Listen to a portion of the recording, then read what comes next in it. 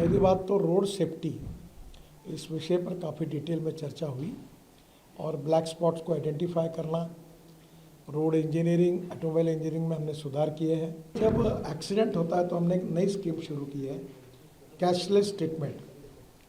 और एक्सीडेंट होने के बाद तुरंत 24 घंटे के अंदर जैसे पुलिस में इंफॉर्मेशन जाएगी तो डॉक्टर जो होगा उसको, वो जो पेशेंट एडमिट होगा उसको 7 दिन तक ट्रीटमेंट का खर्चा या मैक्सिमम अप टू 1.5 लाख रुपए हम तुरंत देंगे उसकी ट्रीटमेंट के लिए। धीरे धीरे हमारे यहाँ के सब कार मैन्युफैक्चरर स्टार रेटिंग पे अपनी गाड़ियाँ भेज रहे, जिसके कारण क्वालिटी में बहुत सुधार हुआ है। ई रिक्शा के लिए भी हम लोग ये करेंगे कि इसकी कीमत ना बढ़े पर इसकी क्वालिटी अच्छी हो, और ये 2-2 साल में ख़राब हो जाती है, गरीब लोग फंस जाते हैं। तो अब इसका स्टार रेटिंग होगा और स्टार रेटिंग के कारण गरीब लोग अच्छे क्वालिटी का ही रिक्शा खरीदी करेंगे। हमारे संविधान में ट्रांसपोर्ट ये सब्जेक्ट जो है ये कॉन्करेंट लिस्ट में आता है। जिन विषयों पर कानून बनाने का अधिकार राज्य को होता है वो स्टेट लिस्ट होती है, जिसमें भारत सरकार को होता है वो सेंट्रल लिस्ट होती है, और जिस पर दोनों को होता है वो कॉन्करेंट लिस्ट होती है। तो आज हमने राज्य के मंत्रियों को बुलाया था। कल दिन भर परिवहन विभाग के हमारे सचिव उमाशंकर जी और देश के सभी स्टेट के सचिव और ट्रांसपोर्ट कमिश्नर, इनकी दिन भर मीटिंग हुई। और आज हमने 7 जनवरी में 27 राज्यों के मंत्री आए थे, परिवहन मंत्री, उनके उपस्थिति में 17 विषयों पर चर्चा की है।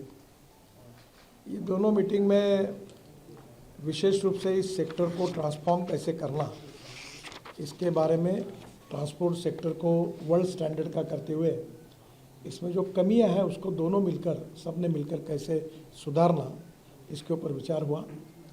सबसे पहले प्रायोरिटी रोड सेफ्टी के लिए थी, और रोड सेफ्टी में 2024 का जो ये आ रहा है उसमें 1,80,000 मौतें हुई है। 30,000 लोगों की मौतें जो है वो हेलमेट न पहनने के कारण हुई है। दूसरी गंभीर बात यह है कि 18 से 34 वयोगट में 66% मौतें हुई है।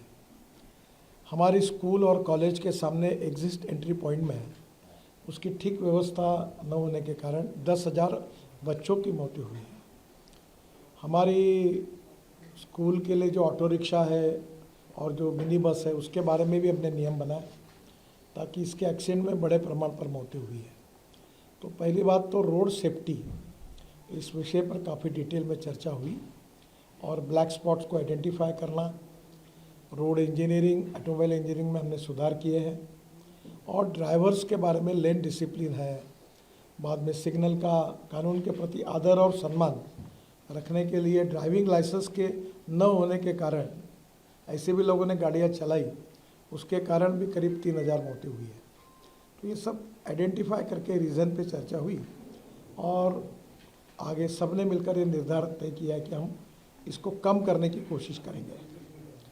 दूसरा इम्पोर्टेंट एजेंडा था वो ड्राइविंग ट्रेनिंग सेंटर का था।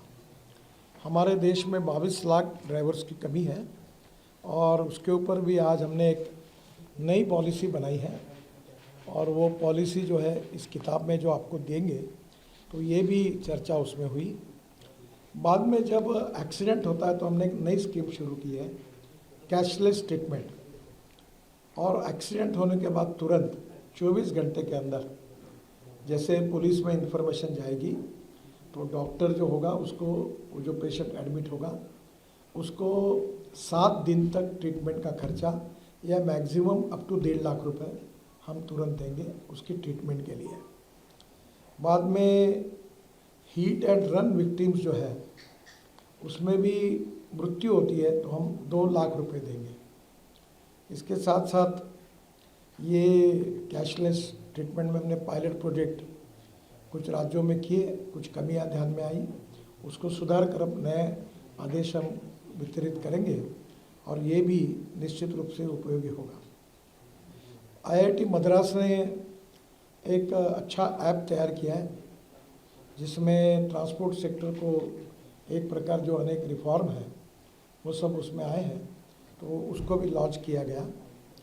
हम सर्कुलेशन इकोनॉमी को प्रधानमंत्री जी ने बहुत प्राधान्य दिया है और इसलिए स्क्रैपिंग पॉलिसी, इसके बारे में डिटेल चर्चा हुई। अभी जो गाड़ी लेते समय जो रजिस्ट्रेशन फ़ी होती है, उसमें अगर आपके पास स्क्रैपिंग सर्टिफिकेट होगा तो नई गाड़ी खरीदते समय आपको 50% यानी 50,000 रुपये की सहूलियत देने की योजना है। उसके साथ साथ जो मैन्युफैक्चरर है उन्होंने 1.5 से 3% तक कॉस्ट में अगर सर्टिफिकेट हो तो वो भी सहूलियत देंगे। अब नई गाड़ी खरीदते समय पुरानी गाड़ी को स्क्रैपिंग करने के बाद उसके सब फायदे जो है अब मिल रहे हैं और जिसके कारण देश में बड़े प्रमाण पर ये स्क्रैपिंग सेंटर शुरू हुए हैं। अभी ये संख्या हमारी अपेक्षा से कम है, करीब 78 to 82 वहाँ भी चालू हुए हैं, पर कम से कम 1,500 सेंटर्स खुले। और जो भारत सरकार की योजना है कि राज्य सरकार अगर अपनी गाड़ियाँ, बसेस, ट्रक स्क्रैपिंग करती है तो उनको कुछ मदद भी दी जाती है, उसके ऊपर भी चर्चा हुई। और ये भी आज मीटिंग की प्रमुख विशेषता थी। स्क्रैपिंग के कारण हमारी ऑटोमोबाइल इंडस्ट्री बहुत आगे जाएगी, क्योंकि aluminium, copper, rubber, steel and plastic, इसका रिसाइकलिंग होता है।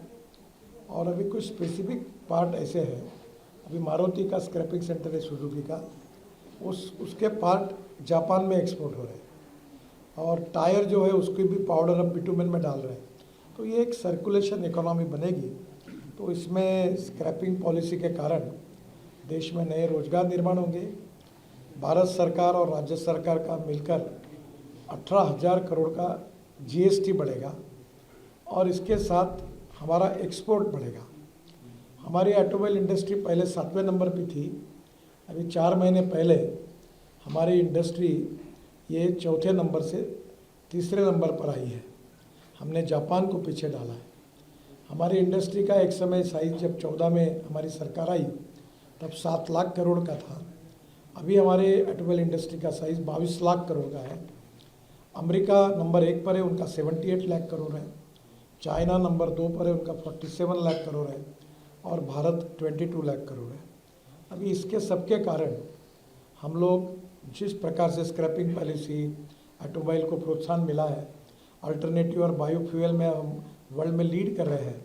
CNG, LNG, ethanol, methanol, hydrogen, green fuel और अल्टरनेटिव फ्यूल, इलेक्ट्रिक, हाइड्रोजन, तो उन सब की चर्चा भी इस मीटिंग में हुई।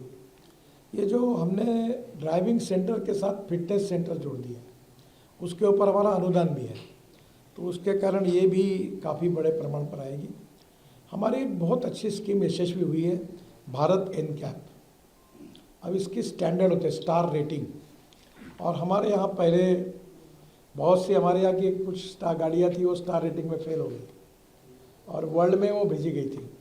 अब धीरे धीरे हमारे यहाँ के सब कार मैन्युफैक्चरर स्टार रेटिंग पे अपनी गाड़ियाँ भेज रहे, जिसके कारण क्वालिटी में बहुत सुधार हुआ है। 6 एयरबैग्स भी आई है, कुछ जगह 7 भी आई है। तो ओवरऑल ये सुरक्षा के दृष्टि से ये जो भारत एनकैप का जो रेटिंग हुआ, ये इसके कारण ऑटोमोबाइल सेक्टर में एक क्वालिटेटिव चेंज आया है।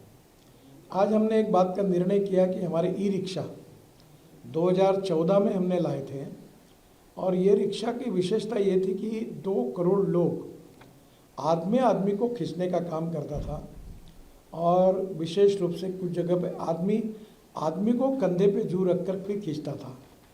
तो मुझे हमारे डिपार्टमेंट की ये 11 साल की सबसे बड़ी उपलब्धि कोई है, तो ये जो सामाजिक और आर्थिक शोषण था गरीब व्यक्ति का, उससे हमने मुक्ति दिलाई और मैकेनाइज्ड ड्रिवन ई रिक्शा देश में लाई। अब ई रिक्शा के बाद ई कार्ट भी आई, कोई बोरा 1 क्विंटल का पीठ पर नहीं रखता, तो वो भी ई कार्ट में आया। अब ये ई रिक्शा में ऐसा हुआ कि सस्ता, उस समय हमने गरीबों के हितों में ध्यान में लेकर उसके कोई स्टैंडर्ड ज़्यादा पक्के नहीं किए, जो एग्जिस्टिंग मार्केट पे ISI स्टैंडर्ड पार्ट्स है वो यूज़ करके वो बनाओ, ये हमने अनुमति दी थी। पर आज हमने आज तय किया कि जैसे हमने भारत एनकैप ये 4 व्हीलर के लिए और बाकी के लिए जो स्टैंडर्ड्स विशेष रूप से तय किए हैं, तो ई रिक्शा के लिए भी हम लोग ये करेंगे कि इसकी कीमत ना बढ़े पर इसकी क्वालिटी अच्छी हो। और ये 2-2 साल में ख़राब हो जाती है, गरीब लोग फंस जाते हैं। तो अब इसका स्टार रेटिंग होगा और स्टार रेटिंग के कारण गरीब लोग अच्छे क्वालिटी का ही रक्षा खरीदी करेंगे। उसके बारे में एक टेक्निकल कमेटी हमने अपॉइंट की है। जल्दी ही वो इसके रेटिंग के बारे में जो स्टैंडर्ड्स है वो तय करेंगे और ई रिक्शा भी हमारे देश में एक अच्छे स्टैंडर्ड की तैयार होगी।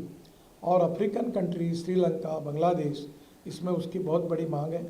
अब बड़ी बड़ी ऑटोमोबाइल कंपनी भी इस क्षेत्र में आ रही है, तो मुझे ई रिक्शा और ई कार्ट ये आगे बहुत बड़ा गरीबों को रोज़गार देने वाला है, इसका भी हमने सुधार किया। मोटर व्हीकल एक्ट हमने जो लाया था उसमें काफ़ी सुझाव लोगों की तरफ से आए थे। उसमें विशेष रूप से ये जो राज्य सरकार के भी कुछ सुझाव थे, कुछ एसोसिएशंस के भी थे, जनता से भी आए थे, और उन सुझाव को हमने पूरा इकट्ठा किया। कल सेक्रेटरी और सभी राज्य सरकार के सेक्रेटरी और ट्रांसपोर्ट कमिश्नर के साथ उनके और सुझाव आए। सब सुझाव पर अध्ययन करके 1 महीने तक इसका पूरा ड्राफ्ट फाइनल करके हम कैबिनेट के लिए ये बिल भेजेंगे और भविष्य में आने वाला जो अधिवेशन है उसमें हम ये मोटर व्हीकल एक्ट जो प्रपोज अमेंडमेंट के साथ वो भी हम उसमें सुधार बिल पार्लियामेंट की मान्यता के लिए लाएंगे।